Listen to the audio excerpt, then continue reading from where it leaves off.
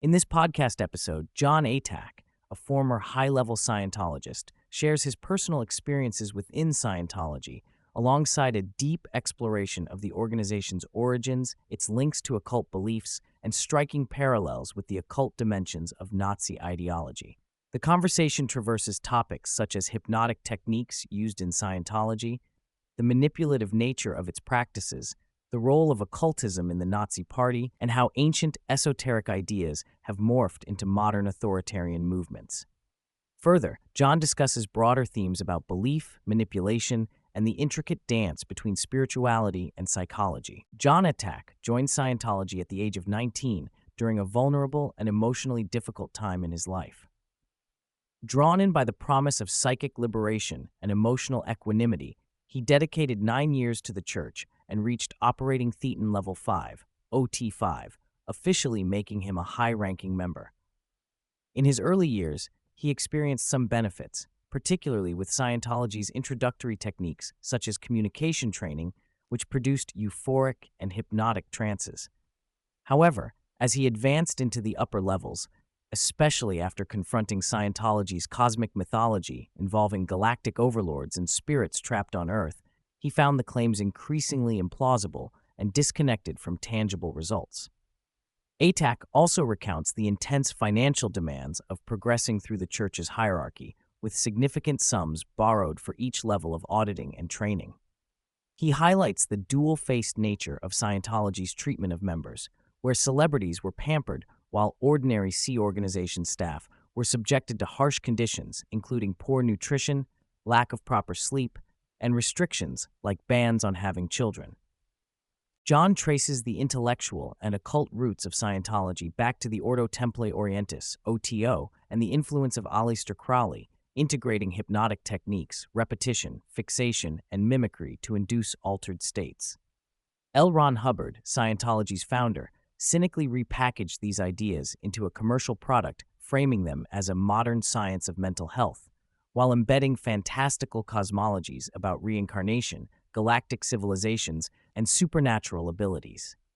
Hubbard's early work was deeply entwined with dubious psychological techniques like abreactive therapy, which involved reliving traumatic experiences to supposedly release emotional charges. His claims to have cured mental ailments and granted supernatural powers were never substantiated. Atack shares disturbing accounts of Hubbard's abusive behavior, including physical harm and psychological control exerted on his wives and children. Hubbard himself admitted to addictions and advocated for pharmaceuticals such as barbiturates and amphetamines, reflecting the shadowy therapeutic context in which these practices emerged. Hubbard initially promoted Dianetics as a pathway to mental health using pseudoscientific language. When the limitations of this approach became apparent, no verifiable cures, and no client testimony was credible, he incorporated reincarnation and space opera mythology borrowed heavily from occult sources, including Aleister Crowley and Madame Helena Petrovna Blavatsky. This new framework included extraordinary narratives, such as the 75-million-year-old galactic dictator Xenu, who subdued populations across planets, whose trapped spirits now haunt human beings. This ascension coincided with betrayals, legal battles, and personal conflicts, with Hubbard stealing mailing lists, attacking former allies, and transitioning from Dianetics into the creation of Scientology as a distinct, secretive, and highly controlling cult-like entity focused on raising intention, the alleged power to command and control others subliminally, and the ability to leave one's body and travel the universe. A significant part of the discussion reveals the occult underpinnings of the Nazi Party and their ideological ties to movements like Theosophy and the German Thule Society. Jon describes Helena Petrovna Blavatsky, a 19th-century mystic and founder of Theosophy, as a deeply learned but controversial figure who synthesized esoteric teachings from Rosicrucianism, Tibetan mysticism, and other occult traditions. Blavatsky introduced ideas like root races and Aryan supremacy, which would later be distorted into Nazi racial doctrine. The leaders and founders of the Nazi Party, including Rudolf Hess and Dietrich Eckart, were members or associates of occult societies linked to Theosophy and the Thule Society. Heinrich Himmler, head of the SS, famously incorporated meditation, yoga, and other occult practices into the indoctrination of his forces while promoting an esoteric vision of a future Germanic Aryan utopia. This belief in supernatural racial origins and mystical destiny fueled deeply racist, eugenicist, and genocidal policies, resulting in the murder of tens of millions. Jon highlights that the Nazi Party's occultism was not mere superstition, but integrated into their worldview and operations, including brutal campaigns against the disabled, mentally ill, and other marginalized groups in service of perfecting humanity. Both Nazi Germany and Scientology employed psychological manipulation techniques rooted in altered states of consciousness, hypnotic control, and pharmacology. Nazi soldiers were often given amphetamines to enhance aggression and compliance, while Scientology's founder admitted to the use of barbiturates and amphetamines on himself and others, including family members. Jon elucidates how hypnotic trance states, induced by practices like repetitive training routines in Scientology, produce euphoria and compliance.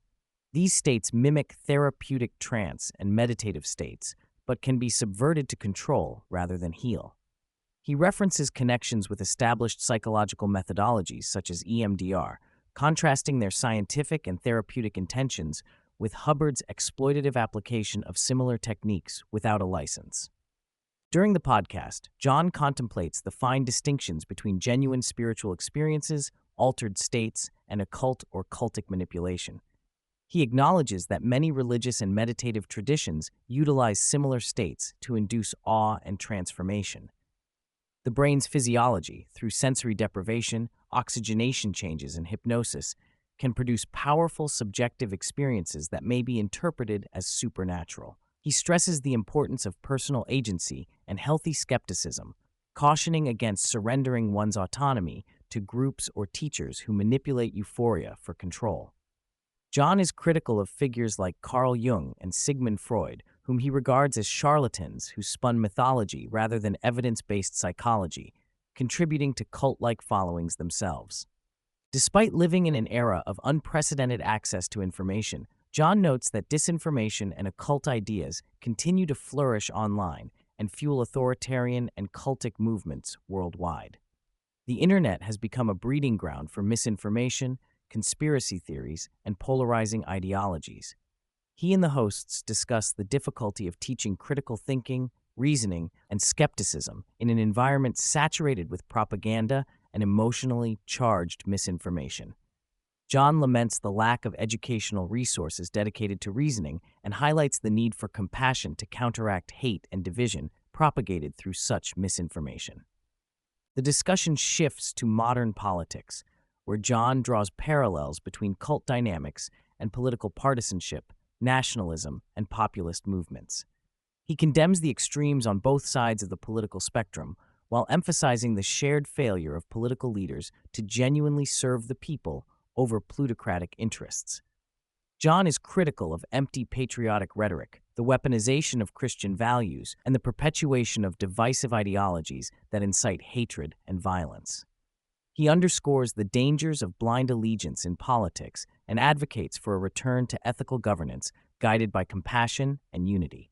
Jon reflects on his own spiritual journey, describing a long history with Buddhism and Zen meditation, while ultimately rejecting institutionalized religion and the dogmatic aspects of belief systems.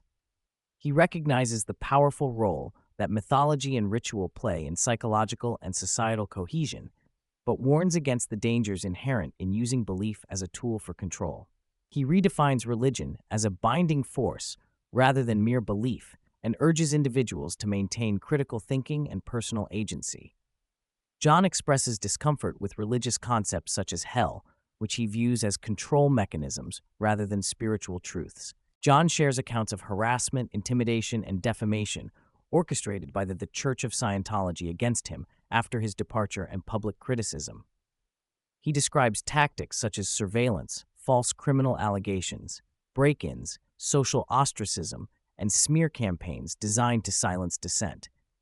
These experiences underscore the high stakes involved in exposing authoritarian and abusive cults, as well as Jon's commitment to helping others understand and recover from such systems. The hosts explore the difficult boundary between the occult and genuine psychic or mystical experiences. Jon acknowledges the legitimacy of some paranormal phenomena, but stresses the need for scientific inquiry and skepticism. He praises the investigative work of Harry Houdini, James Randi, and Darren Brown in debunking fraudulent spiritualists. He cautions against conflating personal revelations with objective truth, urging listeners to resist uncritical acceptance of extraordinary claims while remaining open-minded about the mysteries that remain beyond current scientific understanding. Throughout the episode, Jon emphasizes that absurd beliefs, whether occult, political, or religious, can lead to atrocious behaviors, from genocides to systemic social harm. He calls for compassion as a foundational mindset, advocating for humility, the recognition of shared humanity, and the rejection of hatred or discrimination. Jon highlights stories of transformation, such as individuals leaving extremist ideologies and finding healing, to underscore the potential for positive change rooted in empathy rather than dogma. For those interested in further exploring Jon Atack's research and artistic work, he directs listeners to his websites and YouTube channel, which host a wide array of videos and writings about Scientology, authoritarianism, and critical thinking. He also promotes his latest novel, a supernatural story weaving Cherokee history and reincarnation themes. Jon's ongoing efforts focus on education, fostering rational inquiry, and combating the harms of authoritarian belief systems.